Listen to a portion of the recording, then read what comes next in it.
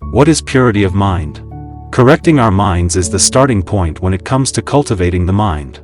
However, the perception of what is right differs from individual to individual, as two opposing parties can each insist that they are right. So this is the first question facing us: what is right? And how do we determine what is right? A selfish person may say, aren't all people like this? A husband who quarrels frequently with his wife may insist that she does not care about him, while a son who has not been in touch with his 80-year-old mother for a decade may defend himself on the basis that she was hostile with his wife back then. Under such circumstances, and especially for people who have never once thought themselves wrong in a decade or more, will they reflect upon themselves? What would prompt them to do that? Most of the time, it comes from the outside.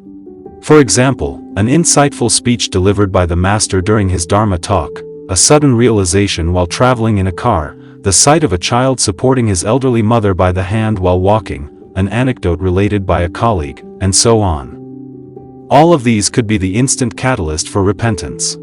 However, for such a spark to occur, an accumulation of merits and virtues is necessary. As the Chinese expression goes, lay a solid foundation and reveal your strength modestly when the right time comes.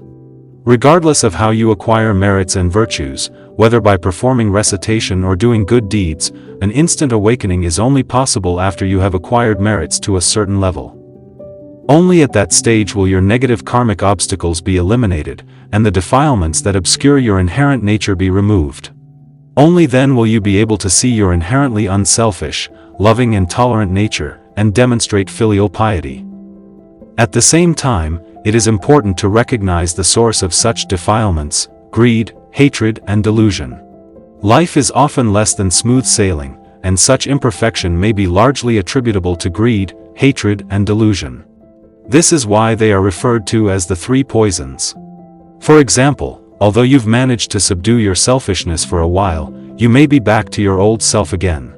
When a reward or a promotion is up for grabs in your department, you may find yourself thinking, who is more qualified than me? Or just as you have managed to resolve the decade-long lack of communication between you and your mother, one of her comments may send you into a rage once again. Under the influence of these three poisons, your inherent and burgeoning kind nature is once again nowhere to be found.